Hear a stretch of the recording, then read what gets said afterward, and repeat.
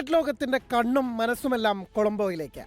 കളത്തിന് പുറത്തെ കളികളാൽ വീറും വാശിയുമേറിയ ഇന്ത്യ പാകിസ്ഥാൻ പോരാട്ടത്തിന്റെ പുതിയൊരു പതിപ്പിന് പ്രേമദാസ സ്റ്റേഡിയത്തിൽ കളമൊരുങ്ങുന്നു. ഏഷ്യ കപ്പിൽ കൈകൊടുക്കാതെ മുഖം കൊടുക്കാതെ കളിച്ചു തീർത്ത ടീമുകൾ ലോകകപ്പിൽ മുഖാമുഖമെത്തുന്നത് ക്രിക്കറ്റ് ബോർഡുകൾ തമ്മിലുള്ള വമ്പനടിക്ക് ശേഷം. ആദ്യം ബഹിഷ്കരണ ഭീഷണി മുഴക്കിയ പാകിസ്ഥാൻ ICC വടിയെടുത്തതോടെ കളിക്കാൻ തയ്യാറാവുകയായിരുന്നു. കൈകൊടുക്കുമോ എന്നതിൽ സസ്പെൻസ് തുടരുകയാണ് captain Suryakumar Yadav. Game important है, पहले गेम खेलेंगे, उसके बाद टॉस टॉस टॉस का टॉस पे देखेंगे ना. अभी आप रुक जाओ ना 24 घंटा. 2020 ലോകകപ്പിലെ നേർക്കുനേർ കണക്കുകളിൽ മൃഗീയാധിപത്യമുണ്ട് ഇന്ത്യക്ക്. 2007 ഫൈനലിലേതുൾപ്പെടെ 7 മത്സരങ്ങളിൽ ജയം. പാകിസ്ഥാന് ജയിക്കാനായത് 2021 ദുബായ് പോരാട്ടത്തിൽ മാത്രം.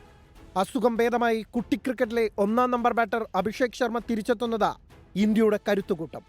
ഇഷാൻ കിഷൻ, സൂര്യകുമാർ യാദവ്, ഹാർദിക് പാണ്ഡ്യ എന്നിവരെയെല്ലാം പിടിച്ചുകെട്ടാൻ പാക് ബൗളർമാർ പാടുപെടേണ്ടി വരും. ജസ്പ്രീത് ബുംറ, വരുൺ ചക്രവർത്തി തുടങ്ങിയ ബൗളർമാരെ വെല്ലാൻ പോന്ന ബാറ്റിംഗ് നിരയും പാകിസ്ഥാനില്ല. സ്പിന്നർമാരെ തുണയ്ക്കുന്ന പ്രേമദാസ പിച്ചിൽ ടോസും നിർണായകമാവും.